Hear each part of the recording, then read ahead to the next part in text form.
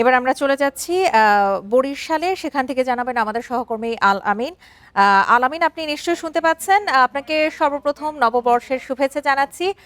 আজকে বরিশালে এই নববর্ষ উপলক্ষে কি কি আয়োজন দেখতে পাচ্ছেন?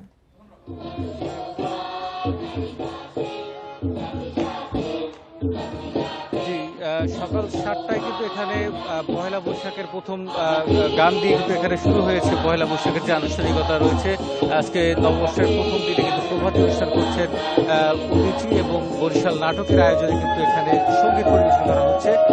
এসো হে বৈশাখ গানের মধ্য দিয়ে কিন্তু এই অনুষ্ঠানের শুভ সূচনা হয় এবং এখানে মানবেন্দ্র পটকবেল, যিনি সুশীল সমাজের একজন নাগরিক, তিনি কিন্তু এই অনুষ্ঠানের উদ্বোধন করেছেন এবং সেই উদ্বোধনের মধ্য দিয়েই কিন্তু এখন যে প্রভাতী অনুষ্ঠানের যে আয়োজন রয়েছে সেটি কিন্তু চলছে। এরপর পরই কিন্তু আসলে মুক্তিযোদ্ধাদের সম্মাননা প্রদান করা হবে। এরপর রাখি পরিয়ে এবং ঢাকঢোল বাজিয়ে চারুকলার আয়োজনে বরিশালে যে শোভাযাত্রা, সেই শোভাযাত্রা কিন্তু অনুষ্ঠিত হবে।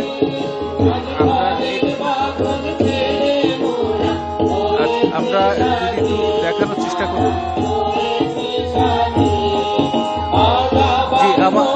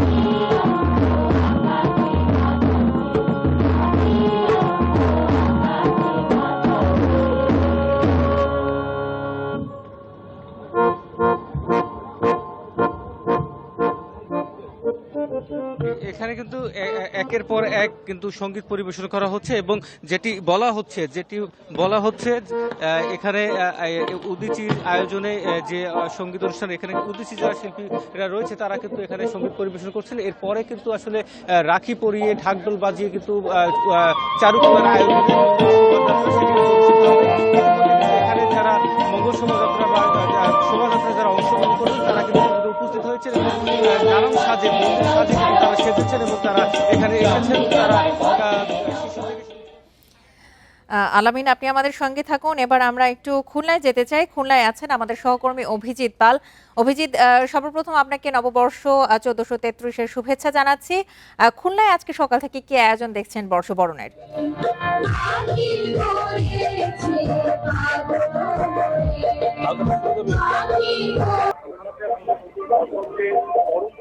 নতুন বছরকে বরণ করে নেওয়ার যে আয়োজন, সেই আয়োজন শুরু হয়েছে। এখন আপনি দেখতে পাচ্ছেন যে খুলনায় সকালে বিদেশির যে সেই বর্ষবরণ উৎসবের যে মধ্য দিয়ে প্রতি বছরের ন্যায় এবছরও আসলে বর্ষবরণের যে আয়োজন, সেই আয়োজন আসলে শুরু হয়েছে। এখন উদীচীর এখানে আসলে পঞ্চকবিদের যে গান, সেই গান আসলে অনুষ্ঠিত হচ্ছে এবং এরপরে এবং প্রথমে মূলত জাতীয় সঙ্গীত এবং তারপর বর্ষবরণের যে মূল সঙ্গীত রয়েছে, এসো এ বৈশাখ এসো এসো, সেই সঙ্গীতের মধ্য দিয়ে কিন্তু বর্ষবরণের এবছরের যে আয়োজন, সেই আয়োজন শুরু হয়েছে। এবং উদীচীর এবারে আসলে যে আয়োজন রয়েছে তার মূল মোটিভ হচ্ছে জোট বাঁধো, তৈরি হও, যুদ্ধ নয় কোনো আওয়াজ। তারা একটি যুদ্ধহীন, একটি শান্তিময় যে বাংলাদেশ এবং একটি অসাম্প্রদায়িক বাংলাদেশ, সেই বাংলাদেশের প্রত্যাশায় উদীচীর এবছর যে বর্ষবরণের আয়োজন, সেই আয়োজন শুরু হয়েছে এবং সেটি এখন সকাল থেকেই শুরু হয়েছে এবং এখনো চলছে। এখন পঞ্চমীর গান অনুষ্ঠিত হচ্ছে, এরপরে নৃত্য সহ নানা ধরনের সাংস্কৃতিক অনুষ্ঠান রয়েছে এবং এই আয়োজন শেষে উদীচীর যে শোভাযাত্রা, সেই শোভাযাত্রা শুরু হবে এবং শোভাযাত্রা সিআইটি উদীচীর যে কার্যালয় আছে সেখানে গিয়ে শেষ হবে। শুধুমাত্র উদীচীর যে আয়োজন, এই আয়োজনের মধ্য দিয়েই কিন্তু আসলে যে বর্ষবরণের যে আয়োজন করছে না, সারা দিন ব্যাপী নানা আয়োজন রয়েছে। এরপরে জেলা প্রশাসনের পক্ষ থেকে নতুন বছরকে স্বাগত জানিয়ে বর্ষবরণের যে শোভাযাত্রা, সেই শোভাযাত্রা অনুষ্ঠিত হবে এবং এর পাশাপাশি খুলনা বিশ্ববিদ্যালয় রয়েছে। খুলনা বিশ্ববিদ্যালয় দিনব্যাপী বর্ষবরণের আয়োজন রয়েছে, যার মধ্যে রয়েছে মেলা এবং খুলনা বিশ্ববিদ্যালয়ের একটি ঐতিহ্যবাহী বর্ণাঢ্য শোভাযাত্রা। সেই শোভাযাত্রাটি তারা এবার আয়োজন করবে। আমরা যখন আয়োজকদের সাথে কথা বলছি বা এখানে যারা উপস্থিত হয়েছে তাদের সঙ্গে কথা বলছি, তারা বলেছেন যে বাঙালি, বাংলাদেশ এবং বাংলাদেশের যে সংস্কৃতি রয়েছে, যে আবহমান যে হাজার বছরের পুরনো যে সংস্কৃতি রয়েছে, সেই সংস্কৃতি এবং ঐতিহ্য রক্ষায় আমাদের প্রত্যেককে ঐক্যবদ্ধ থাকতে হবে এবং একটি অসাম্প্রদায়িক বিজ্ঞানমনস্ক বাংলাদেশ গড়ার তারা প্রত্যয় ব্যক্ত করেছেন। এবং এই আয়োজন আজকে সারা দিন ব্যাপী আসলে এইভাবে নানা আয়োজনের মধ্যে দিয়ে বর্ষবরণের এই আয়োজন চলবে এবং নতুন বছরকে খুলনাবাসী তারা বরণ করে নেবে এবং পুরাতন বছরের যত গ্লানি, সেই গ্লানিকে তারা বিদায় জানাবে। খুলনা থেকে বর্ষবরণের নানা আয়োজন নিয়ে জানাচ্ছিলেন আমাদের সহকর্মী অভিজিৎ পাল।